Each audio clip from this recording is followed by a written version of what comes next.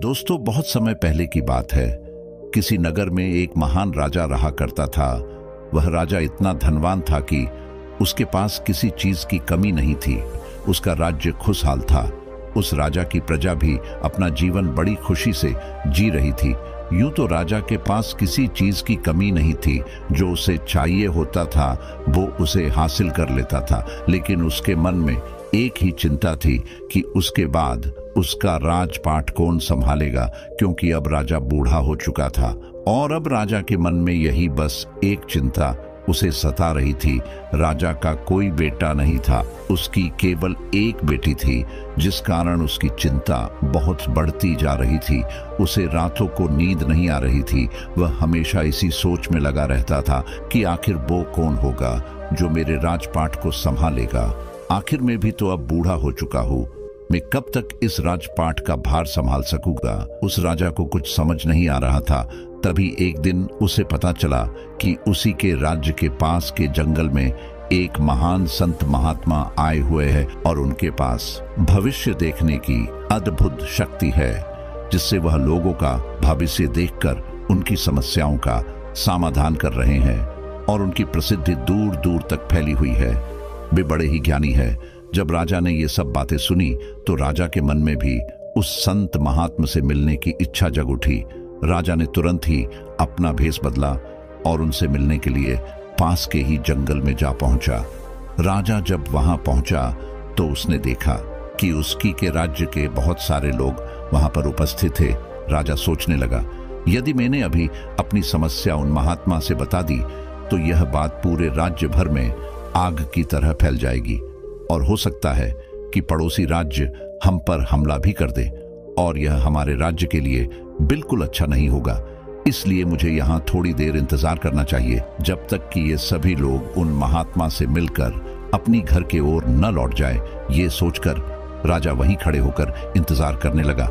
और जब एक एक करके सभी लोग उन महात्मा से मिलकर अपनी घर की ओर लौट गए, तब वह राजा उन संत महात्मा के पास पहुंचा और उन्हें प्रणाम किया और कहने लगा, हे महाराज, मैं बड़ी आस लेकर आपके पास आया हूँ और मुझे पूरी उम्मीद है कि आप ही हैं जो मेरी इस समस्या का समाधान कर सकते हैं। राजा की यह बात सुनकर वह महात्मा राजा की ओर देखते हैं और कहते हैं, कहो राजन, कैसे आना हुआ। तभी वह राजा कहता है, हे महाराज, मैं तो यहाँ भेष बदल कर आया हूँ, लेकिन आपको ये कैसे पता चला कि मैं यहाँ का राजा हूँ। ये सुनकर महात्मा कहते हैं कि मैं भविष्य देख सकता हूँ, और तुम यहाँ पर क्यों आए हो ये भी मुझे पता है। तुम अपने राज्य के लिए एक अच्छा शासक ढूंढ रहे हो जो तुम्हारे बाद तुम्हारे राज्य की देखभाल कर सके, तुम्हारी प्रजा का ख्याल रख सके और तुम्हारी बेटी से विवाह कर सके।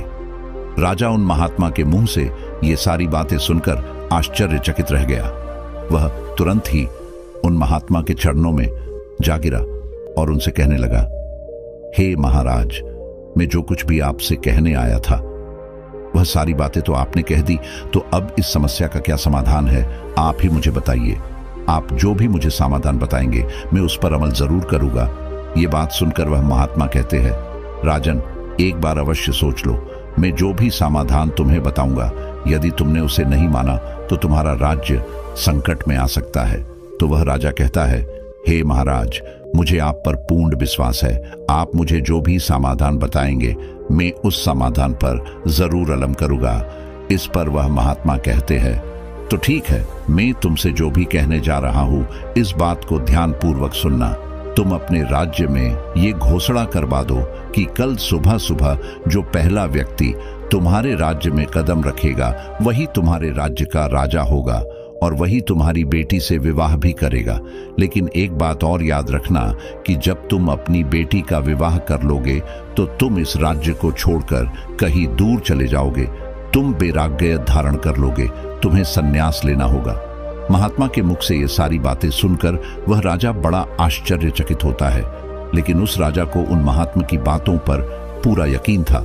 इसलिए राजा उनकी बात मान लेता है और उन्हें प्रणाम करके वह वापस अपने महल की ओर लौट जाता है और तुरंत ही अपने मंत्री से ये कहलवाता है कि मैंने तय कर लिया है, जो भी कल सुबह पहला व्यक्ति इस राज्य में कदम रखेगा वही मेरी बेटी का पति और इस राज्य का राजा बनेगा, और उसके बाद मैं राजपाट छोड़ दूंगा और संन्यास ले लूंगा।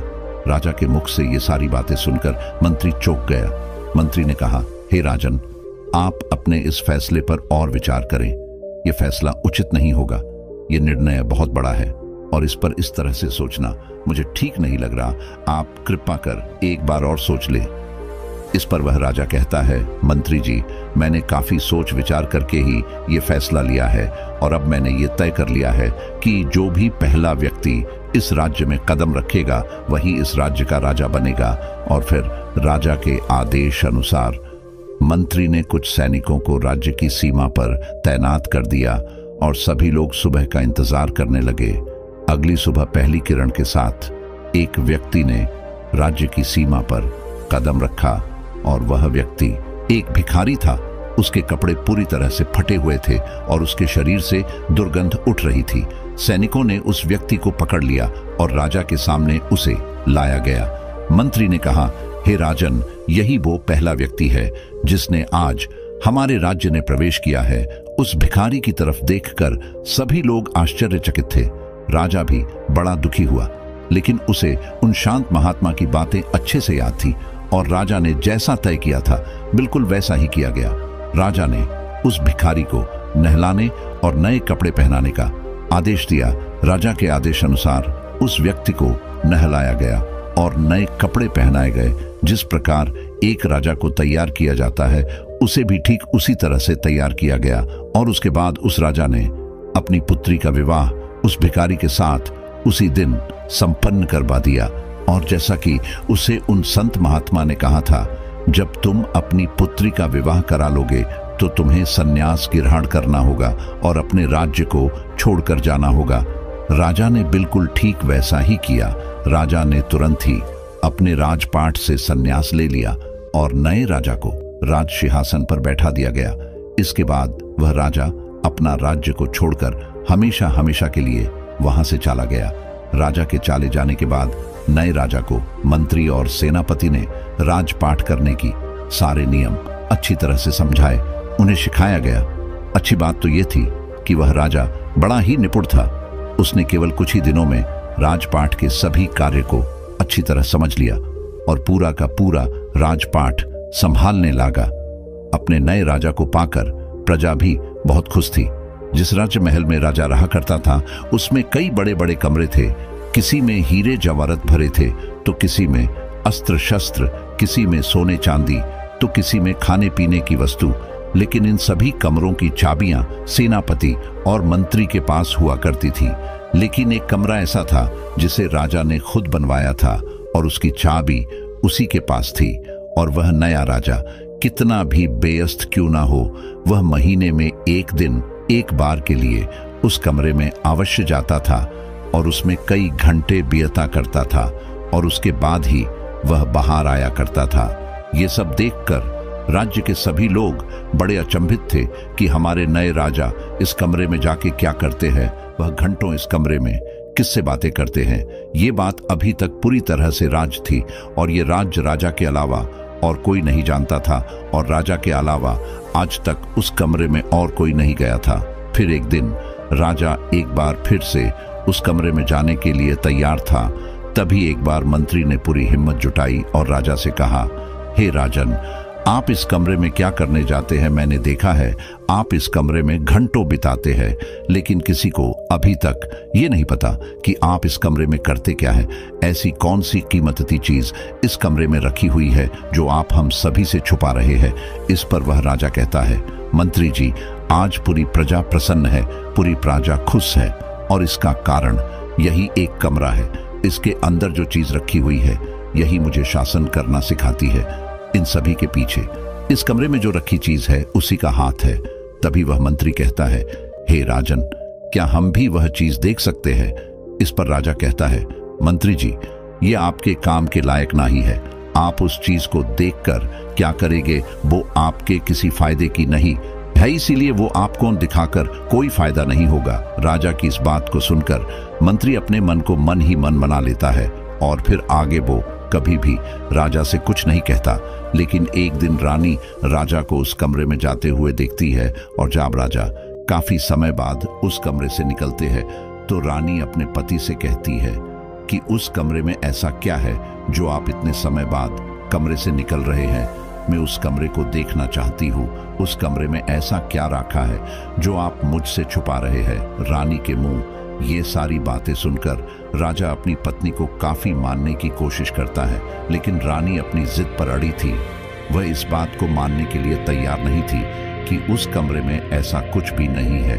और आखिरकार रानी की जिद के आगे राजा हार जाता है और रानी से कहता है, यदि तुम्हें उस कमरे में देखना है कि क्या है तो ठीक है, लेकिन उससे पहले मैं मंत्री और सेनापति को भी बुलाना चाहता हूं, क्योंकि उनके मन में भी ये जिज्ञासा थी कि उस कमरे में ऐसा क्या है जिससे मैं बातें किया करता हूँ, जिसके साथ मैं घंटों साथ बिताता हूँ।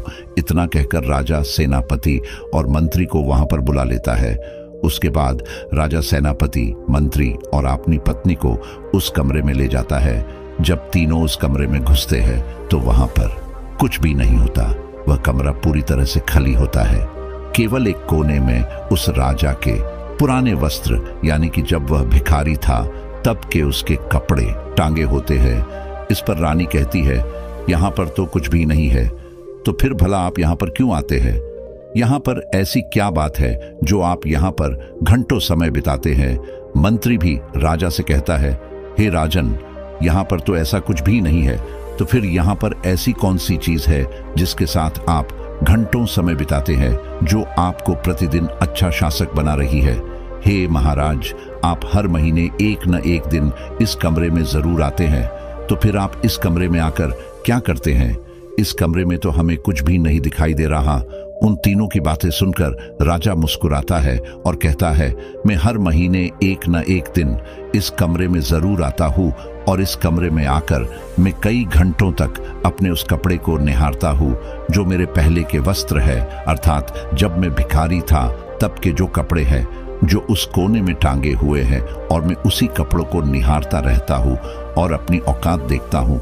मैंने अपने पुराने जीवन में दुखों को झेला है, दुखों को जाना है।